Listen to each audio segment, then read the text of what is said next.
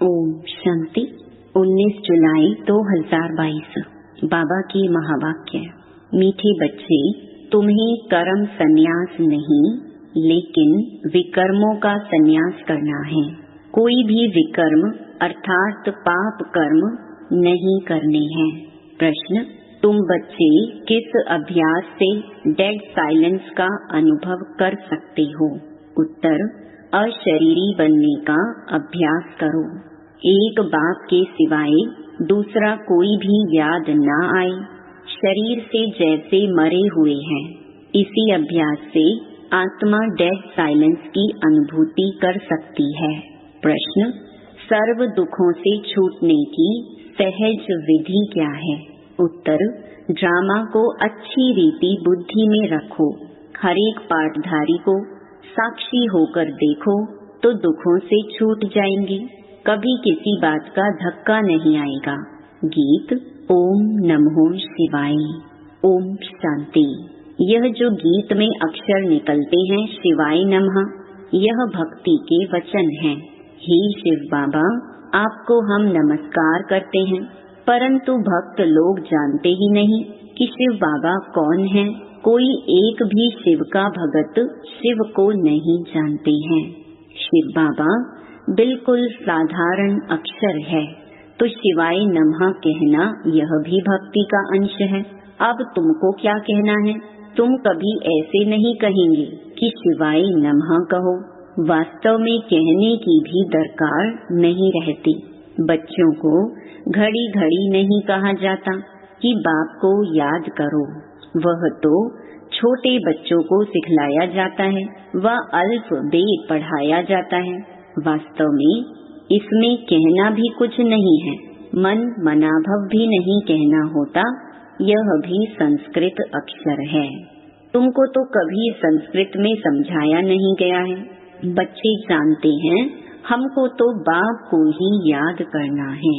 आत्मा स्वयं जानती है, बाप ने परिचय दिया है। बच्चे, अब मुझे याद करो तो तुम्हारे विकर्म विनाश हो जाएंगे। तो याद करना बच्चों का फर्ज हुआ। यहाँ आकर जब बैठते हो तो बाप की याद में अशरीरी होकर बैठना है। ज्ञान भी बुद्धि में बैठता है। हम आत्मा बाप को याद करते हैं। यह शरीर तो ऑर्गन्स हैं, इनकी क्या वैल्यू है? बाजा कितना भी फर्स्ट क्लास हो, अगर मनुष्य बजाता ठीक नहीं तो बाजा किस काम का? ऐसे ही मुख्य आत्मा है। आत्मा जानती है हमें यह ऑर्गन्स मिले हैं कर्म करने के लिए। हम कर्म योगी हैं, कर्म सन्यासी हो नहीं सकते। वह तो कायदे के विरुद्ध है। विकर्मों का सन्यास किया जाता है कि इससे कोई विकर्म ना हो, पाप नहीं हो। सबसे बड़ा विकार है काम का।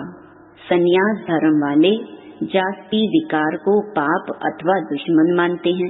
इसलिए ड्रामा अनुसार उनका धर्म ही है जंगल में चले जाना, घर बार का सन्यास करना। यह भी ड्रामा में नून है। उन्हों को यह करना ही पड़े, वह धर्म ही अलग है। उनको कोई भारत का आदि सनातन धर्म नहीं कहेंगे। आदि सनातन है ही देवी देवता धर्म। बाकी तो बेशुमार धर्म है। सन्यासियों का भी एक धर्म है जो मनुष्य ही स्थापन करते हैं, भगवान नहीं स्थापन करते हैं। बाबा ने समझाया है कि कोई भी धर्म एक दो के पिछाड़ी मनुष्य स्थापन करते हैं। तुम ऐसा नहीं कहेंगे कि परमपिता परमात्मा ने कोई क्रिश्चियन धर्म स्थापन किया, व सन्यासियों के निवृत्ति मार्ग का धर्म स्थापन किया। नहीं, गाया हुआ है परम पिता परमात्मा ब्राह्मण देवता क्षत्रिय धर्म स्थापन करते हैं और कोई भी धर्म भगवान नहीं स्थापन करते। ड्रामा अनुसार हर एक अपना अपना धर्म स्थापन करते हैं। ऐसा भी नहीं कि परमात्मा किसको कहते कि फलाने जाओ, जाकर धर्म स्थापन करो। यह बना बनाया ड्रामा है। हर एक को अपने समय पर आकर अपना धर्म स्थापन करना है, क्योंकि पवित्र आत्मा है। पवित्र आत्मा बिगर कोई कब धर्म स्थापन कर नहीं सकते, कायदा नहीं। आत्मा आकर धर्म स्थापन करती है और पवित्र रहती है, और सब धर्म मनुष्य स्थापन करते हैं। यह एक देवी देवता धर्म बाप स्थापन करते हैं, क्योंकि उनको कहा जाता है, हे पतित पावन, आकर नई दुनिया बनाओ। बुद्धि कहती है, भारत पावन था, अब पतित है, इसलिए पुकारते हैं। पावन दुनिया में तो कोई पुकारेंगे नहीं। मनुष्य तो जानते ही नहीं कि पावन दुनिया कब होती है, पुकारते ही रहते हैं। अंत तक पुकारते रहेंगे, याद करते रहेंगे। वह इन बातों को समझेंगे नहीं जितना तुम समझते हो। तुम्हारी यह पढ़ाई है, यह पाठशाला है परम पिता परमात्मा की। यह भी प्रश्न बोर्ड पर बनवाकर लिखो, गीता का भगवान कौन। एक तरफ लिखो बाप की महिमा, वह मनुष्य सृष्टि का बीज रूप सत्य है, चैतन्य है, ज्ञान का सागर है। तुम कृष्ण को पवित्रता का सागर नहीं कह सकते हो, क्योंकि वह जन्म मरण में आते हैं। श्री कृष्ण की भी महिमा लिखनी है, सर्व गुण संपन्न। इन बातों को मनुष्य तो एकदम भूले हुए हैं, रावण ने भुला दिया है। गीता का भगवान ही सृष्टि का रचयिता है, उनको भूल गए हैं। पहले नंबर की एकज भूल यह है, गीता का भगवान सिद्ध हो जाए तो सर्वव्यापी की बात भी निकल जाए। भगवान कभी ऐसे कह नहीं सकते कि मैं सर्वव्यापी हूँ। बाप कहते हैं कि मैं पतित पावन हूँ, मैं सर्वव्यापी कैसे हो सकता। एक एक से कितनी मेहनत करनी पड़ती है। बच्चों को समझाया गया है कि जब यहाँ बैठते हो तो सिवाय एक बाप के और कोई को याद नहीं करो। परंतु जिनकी प्रैक्टिस नहीं है, सारा दिन सर्विस में रहते हैं, वह निरंतर शिव बाबा को याद करें, यह बड़ा मुश्किल है। याद न करने से वह डेड साइलेंस हो नहीं सकते। तुम अशरीरी बन जाते हो, गोया शरीर से मर जाते हो। मरता शरीर है, आत्मा थोड़े ही मरती है। आत्मा कहती है, मैं शरीर छोड़ता हूँ, मैं मरता हूँ। यह अक्षर कहना रॉन्ग है। आत्मा ने शरीर छोड़ा, यह राइट अक्षर है, यह समझ की बात है। आत्मा एक शरीर छोड़ दूसरा ले पार्ट बजाती है। पार्टधारी तो सब है ना। आत्मा पार्ट बजाती रहती है। अभी तुम बच्चों को यह ज्ञान मिलता है। ड्रामा प्लान अनुसार उनको दूसरा शरीर ले फिर पार्ट बजाना है। इसमें दुख हम क्यों करें? इस ड्रामा में हम एक्टर हैं, यह बात भूल जाती है। ड्रामा को जान जाएं तो दुख कभी हो नहीं सकता। तुम ड्रामा के आदि मध्य अंत को जानकर कहते हो, फलानी आत्मा ने शरीर छोड़ा, जाकर दूसरा शरीर लिया। हरेक अपना पार्ट बजा रहे हैं। भल तुमको ज्ञान मिला है तो भी जब तक परिपक्व अवस्था हो तब तक कुछ धक्का आ जाता है। रावण राज्य में जर्जरीभूत हुए हैं ना, तो झट धक्का आ जाता है। सतयुग में कभी धक्का नहीं आता, वहाँ तो बैठे बैठे शरीर छोड़ देते हैं। अब नया शरीर जाकर लेना है, सर्प का मिसाल। यहाँ तो ढेर रोने लग पड़ते हैं, कहाँ कहाँ से आकर स्यापा करते हैं। सतयुग में ये बातें नहीं होती हैं। तुम संगम युग पर ही राम राज्य रावण राज्य की रस्म रिवाज को जानते हो। राम राज्य में तुम रावण राज्य को नहीं जानते हो, रावण राज्य में तुम राम राज्य को नहीं जानते हो। संगम पर तुम दोनों को जानते हो। बाबा आकर सारे ड्रामा के आदि मध्य अंत का राज समझाते हैं। फीलिंग आनी चाहिए कि बरोबर यह बात ठीक है। जब तक तुम ब्राह्मण नहीं थे तब तक कुछ नहीं जानते थे। ज्ञान बिगर मनुष्य तो जैसे जंगली हैं। गवर्नमेंट भी कहती है मनुष्य को पढ़ाई जरूर चाहिए। गावड़े वाले पढ़ते नहीं हैं, अपनी खेती बाड़ी में ही लगे रहते हैं। तो बाहर वाले कहते हैं यह तो जंगली है, तुमको तो अब बाप बैठ पढ़ाते हैं, हम गार्डन के फूल बनते हैं, वह हैं जंगल के कांटे। तुमको मालूम पड़ा है तब समझ सकते हो। दुनिया में ऊंच ते ऊंच गुरु को माना जाता है क्योंकि समझते हैं वह सदगति करते हैं, परंतु बाप ने समझाया है यह तो भक्ति में फंसाते हैं। भक्ति की धुन में बैठते हैं तो झूमते रहते हैं।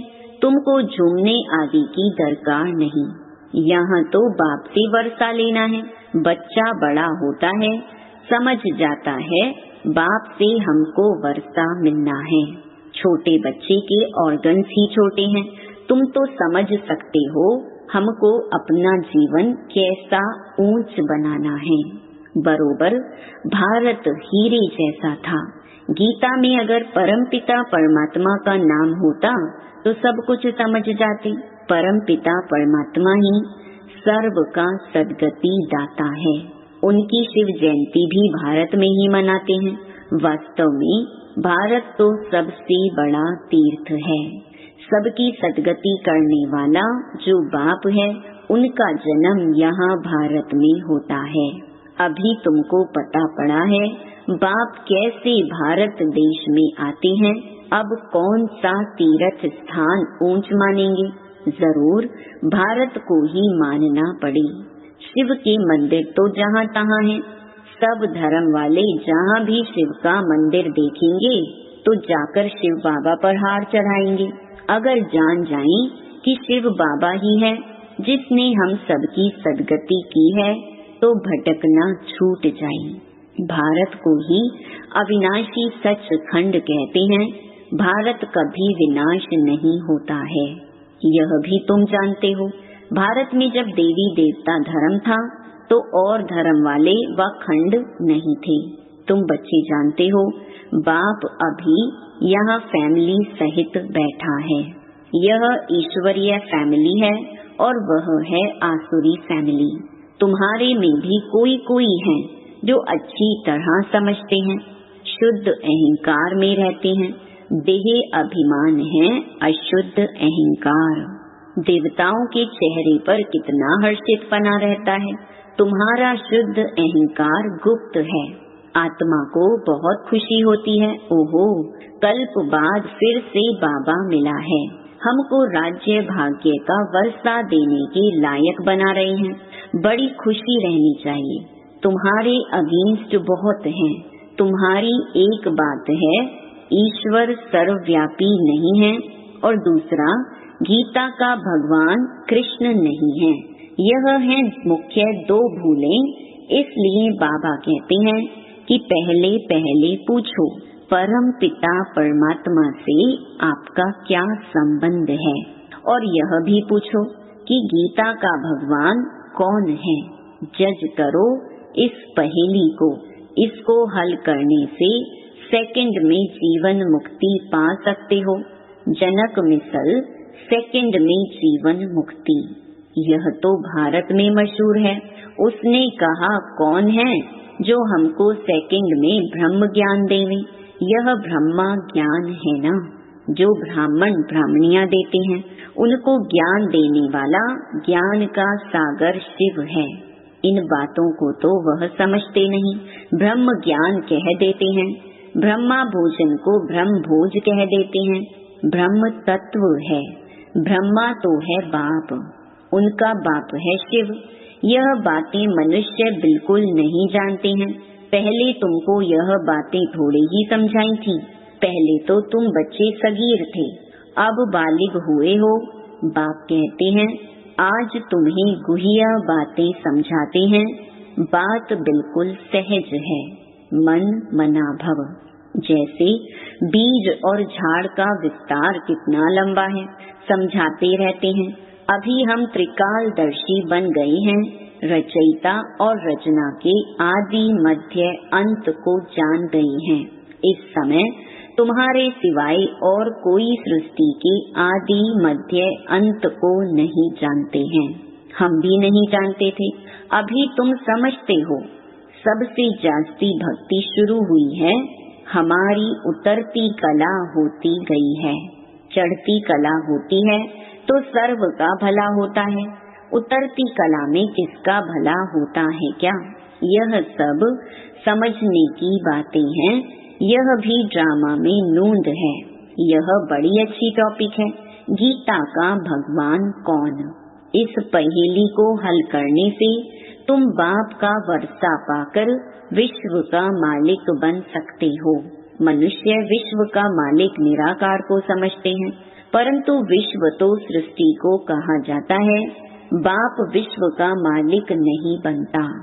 बाप कहते हैं, मैं निष्काम सेवाधारी हूँ, तुम मोस्ट बिलवेड चिल्ड्रन हो। मैं तुम्हारा ओबीडियंट सर्वेंट हूँ। तुम पुकारते हो, हे पतित पावन, आकर पावन बनाओ।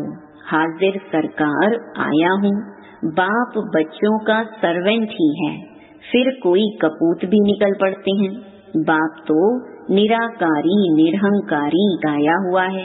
ऊंचते ऊंच भगवान और फिर उनका यह रथ। कई बच्चे कहते हैं, हम शिव बाबा के रथ के लिए कपड़ा भेज देते हैं। रथ की तो हम खातिरी कर सकते हैं ना। शिव बाबा तो खाते नहीं हैं, किसकी खातिरी करें? इनकी ड्रेस तो वही चली आ रही है। कोई अहंकार नहीं, कोई चेंज नहीं। इनको देखकर समझते हैं, यह तो जौहरी था, यह कैसे प्रजापिता हो सकता? अरे इसमें मूंझने की क्या बात है? आकर समझो, हम ब्रह्मा मुख द्वारा वंशावली बने हैं। हमारा हक लगता है विश्व का मालिक बनने का। अच्छा, मीठे मीठे सिक्की लधे बच्चों प्रति माता पिता बाप दादा का याद प्यार और गुड मॉर्निंग। रूहानी बाप की रूहानी बच्चों को नमस्ते। धारणा के लिए मुख्य सार। पहला, अशुद्धता को छोड़ शुद्ध अहंकार में रहना है। यह चेहरा देवताओं जैसा सदा हर्षित रखने के लिए अपार खुशी में रहना है। दूसरा, बाप दादा समान निरहंकारी बनना है। सेवाधारी बनकर सबूत देना है, कभी कपूत नहीं बनना है। वरदान, एक बाप दूसरा न कोई, इस स्थिति द्वारा सदा एक रस और लवलीन रहने वाले सहज योगी भव। एक बाप दूसरा न कोई, जो बच्चे ऐसी स्थिति में स्थित रहते हैं, उनकी बुद्धि सार स्वरूप में सहज स्थित हो जाती है। जहाँ एक बाप है, वहाँ स्थिति एक रस और लवलीन है। अगर एक के बजाय कोई दूसरा तीसरा आया तो खिटखिट होगी। इसलिए अनेक विस्तारों को छोड़ सार स्वरूप का अनुभव करो। एक की याद में एक रस रहो तो सहज योगी बन जाएंगे। स्लोगन, दिल में सदा यही अनहद गीत बजता रहे कि मैं बाप की, बाप मेरा। ओम शांति।